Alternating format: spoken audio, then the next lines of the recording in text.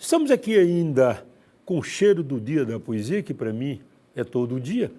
E aí eu convidei duas pessoas muito queridas, de gerações distintas, um poeta consagrado hoje nacionalmente e uma cidadã que está engatinhando na poesia, mas que eu tenho a impressão que ela vai sair daí para um voo. Quer dizer, ela não vai passar por aqueles estágios de caminhar e correr, não. Vamos embora. Vou começar agora com o meu irmão Salgado Maranhão e com a Nanda Sampaio. Tudo bem, minha querida? Bom dia. Como vai? Bom dia. Meu irmão querido, é sempre bom ter você aqui. Bom, eu vou começar citando aqui um camarada que é uma referência na vida de todo mundo na América Latina.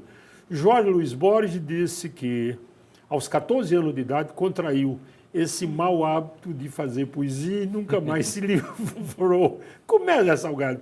Quando foi que você o contraiu? Quando é que você percebeu que poderia fazer poesia? Foi aqui em Teresina. Eu adoeci da poesia aqui em Teresina. E lendo, na verdade eu vinha do Maranhão, Caxias do Maranhão, do município de Caxias, onde eu nasci, e vinha trazendo já o gene da poesia, porque eu ouvi os cantadores repentistas na minha terra. Nós temos uma região, essa região do Nordeste é muito rica de poesia.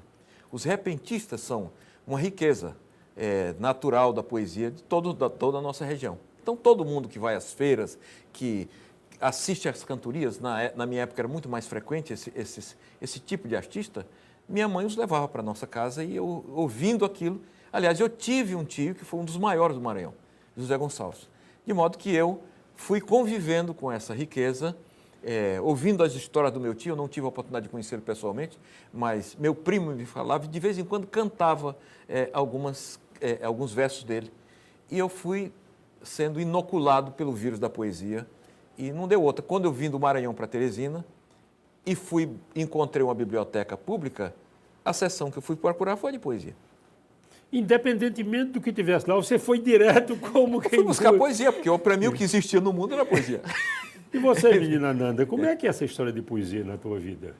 Para mim, a poesia também chegou pela canção, né? Pela música. Eu lembro que tem um CD do Oswaldo Montenegro que ele canta Chico Buarque, que é um CD ao vivo, um disco ao vivo. E eu lembro que eu era pequena, tinha uns 7, 8 anos, e eu achava aquilo lindo. Existia ali alguma coisa que eu não compreendia, mas que eu sentia, né? E eu acho que a poesia, ela chegou para mim assim. E na minha casa, meu pai sempre escreveu, minha mãe também, minha mãe chegou a ganhar concurso de poesia. Então, era tudo muito, muito próximo, não era aquela distância, né? Ela estava dentro da minha casa, dentro do meu dia a dia, dentro da minha vivência. E meu bisavô tinha uma amiga que era Domingos Fonseca, que é repentista. Famoso, o mais famoso poeta era da casa da minha avó, e meu pai contava muitas histórias dele, né? E recitava algumas coisas dele. Então, assim, a poesia já está desde as gerações antepassadas. Domingos Fonseca, quem quiser plantar saudade, primeiro escalda semente, depois plante em terra seca quando o sol bata bem quente, pois se plantar no molhado, quando nascer, mata a gente.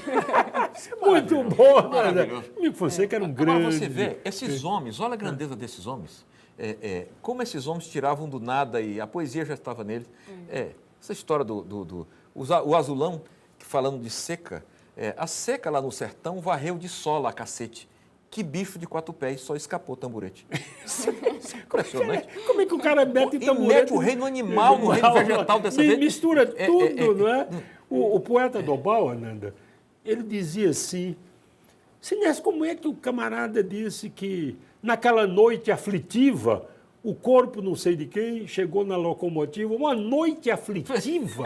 Quer dizer, os caras conseguem uns adjetivos malucos. Umas combinações. Que aparentemente não rima. Mas que são belíssimas, né? Sob todos os aspectos. Zé, você quer ver como esses caras são bons? Na língua portuguesa, Nanda, não há rima para mãe. Todo mundo sabe disso. Não há. Mãe é uma palavra tão especial, tão única, que não tem rima para mãe. E o Leandro Gomes de Barro, no livro do João Grilo, As Proezas de João Grilo, ele diz lá, e nasceu de 7 meses, chorou no bucho da mãe. Quando ela pegou um gato, ele gritou, não me arranhe, e não jogue nesse bicho que talvez você não ganhe. O cara fez arranhe e ganhe. E aí, Ananda, para a tua geração, para a tua. Para a tua. Caetano Veloso. Quero que você fantástico. me ganhe. Me ganhe. Que você me apanhe. Sou o seu bezerro gritando mamãe. Onde é que o Caetano pegou isso, Zé? O Caetano Já estava é espertinho, né, Caetano é cara? já estava lá. O Caetano é bem Já esperto, estava lá. né, Zé? É. Sim, mas aí, Caetano é Ananda, você especificamente. A Nanda não fazia poesia. É. Eu conhecia a Nanda escrevendo umas crônicas e tal. E eu falei para ela, mas tem muita poesia aqui nesse trem. Por que você não desentranha coisa daqui e faz poesia? E aí, como foi? Como é que é? Essa experiência. Assim, aos 15 anos, mais ou menos, eu escrevia muito poesia. Acho que a gente tem, como vocês estavam falando, né? O ser humano, ele tem uma necessidade intrínseca muito grande de se comunicar, Sim. né? Por mais difícil que seja o ambiente que ele vive e o contexto, mas a gente é um escapismo mesmo. E para mim foi assim. Eu escrevi muito na adolescência. Escrevia, guardava, arquivava tudo. Eu tinha uma prima que queria tudo. Toda vez eu escrevia, ela imprimia e guardava. As terríveis. Depois eu li, meu Deus, que coisas péssimas. Mas assim, quando eu comecei a fazer o jornalismo e eu comecei a ler muito a prosa, né? Eu sempre gostei muito de prosa. Então aquilo ali foi se entranhando mesmo, foi crescendo, né? E a poesia foi ficando de lado. Porque eu acho que a gente que escreve, eu que gosto de escrever, mesmo sem intenções de ser publicada, a gente leva muito a sério, a gente respeita muitas palavras. Sim, claro. E eu tinha um respeito muito grande pela poesia e achava que eu ainda não tinha aquela condição, né, de sintetizar e de transformar as coisas em palavras, em poucas palavras. Mas é o desafio da linguagem. Né?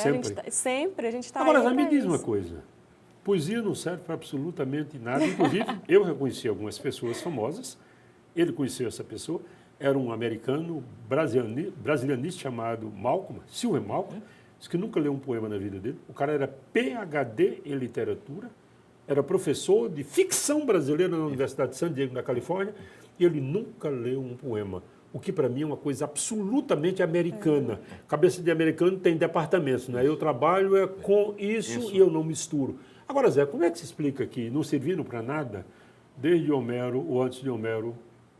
Como é que essa coisa vem sobrevivendo por tanto tempo? Pelo amor. Na verdade, todas as coisas que nos dão felicidade, elas não servem para nada.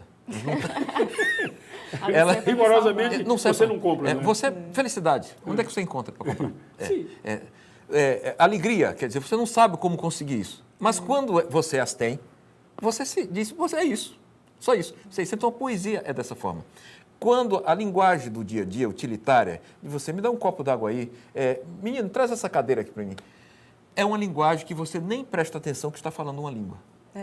Ontem eu falei isso. É tão mecânico, né? Você faz assim, ó, tira isso daí. Agora, quando você fala a poesia, quando você aí você descobre que tem uma língua, que a língua que você fala tem uma beleza. Não tive amores, sonhei-os, porém gozá-los não pude, como disse o Otacílio Batista. Então, quando você diz uma coisa que tem uma música, porque a poesia recupera a música da língua, a beleza da língua, aí você descobre que gosta. E diz, puxa, isso serve para alguma coisa, serve para me fazer feliz. Serve para ter esse entendimento, essa dimensão de que nós não somos só a vida utilitária. Nós somos muito mais que isso. Nós somos beleza, nós somos grandeza do espírito. Isso. A poesia trabalha com a grandeza do espírito. Quando a gente fala língua utilitária, é como se não tivéssemos espírito. Isso. Nós não tivéssemos emoção. A poesia resgata isso. Eu conversava com o Zé ontem, Ananda, a gente está sempre conversando por aí.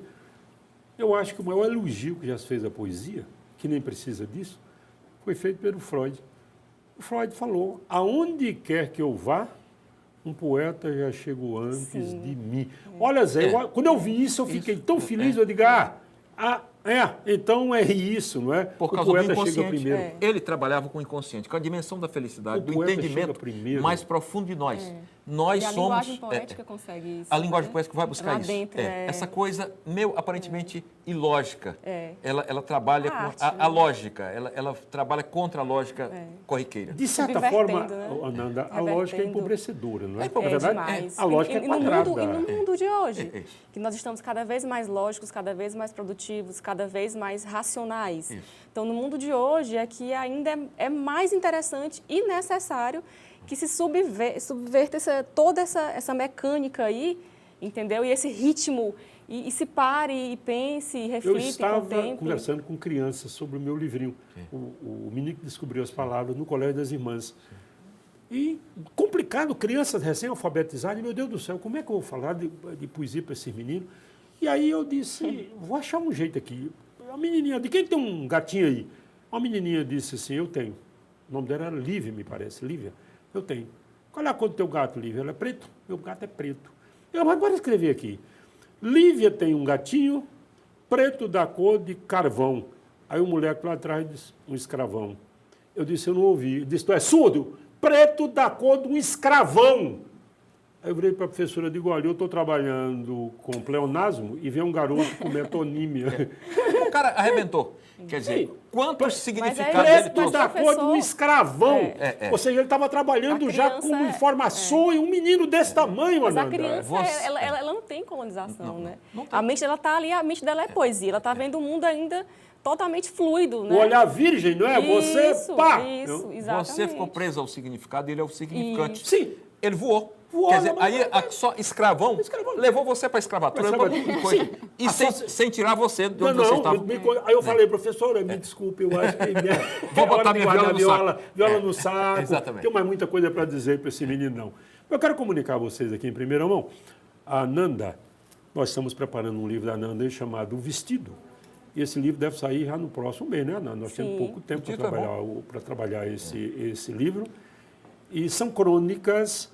E aí você fala, pô, mas crônica é uma coisa tão corriqueira, crônica é tão efêmera.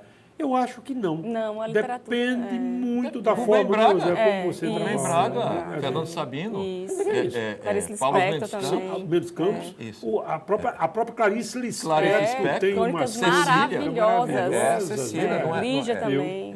Claro, o próprio Rubem dizia, Sim, claro. a crônica que eu escrevo à noite, de manhã está embrulhando Sim. o peixe. Ele sabia disso, sim. mas ele sabia também que Também. algumas seriam eternas. Eternas. Ficam. Sabia perfeitamente. Eu adoro ler bem. crônicas. Viu? Ele é a crônica, a gente tende a menosprezar muitas marcações temporais, né? É. Achar que o que passa, a gente está muito ligado ao tempo e a essa coisa do envelhecimento. Só que a literatura e a mensagem, ela não envelhece. Então, assim, às vezes você vê uma marcação temporal numa crônica, por exemplo, da Clarice Lispector, eu adoro saber como é que ela viu o Brasil naquela época. Naquela época. E como ela vivia aquele cotidiano que a gente vive, que a gente não imagina que a Clarice Como é que vivia era naquele aquilo cotidiano. na época dela? Isso, e a Você crônica se é pergunta, isso. né? Como é que Exatamente. funciona isso? Olha, Então ela fala da feira, fala das coisas mais... acreditem, de verdade, eu tenho muita pena de quem não sabe ler. Ananda, eu fico pensando como é que a pessoa vive sem ler. A pessoa fala assim, professor, mas tem tantas outras coisas no mundo. Tem, é verdade, tem tudo. Agora, nada até hoje. Não substitui. Rui Augusto substituiu. Não, A para leitura. mim também. Você lembra que o João Cabral disse que se ficar cego, morria? Você lembra? E morreu. E morreu. E morreu. No dia que o João Cabral de Melo Neto ficou cego, ele disse, se eu ficar surdo, não tem nenhum problema que eu não suporto música. Se eu ficar cego, eu morro. Você sabe, o João, ele tinha um grupo de amigos que iam para ler para ele. Entre esse grupo de amigos estava a Caciquice. Sim. Ia ler para ele. Mas isso só não satisfazia. Porque Mas não é a mesma não é a mesma É coisa. o ouvido. É o ouvido. É porque a leitura é uma atitude, é uma tomada de atitude muito individual.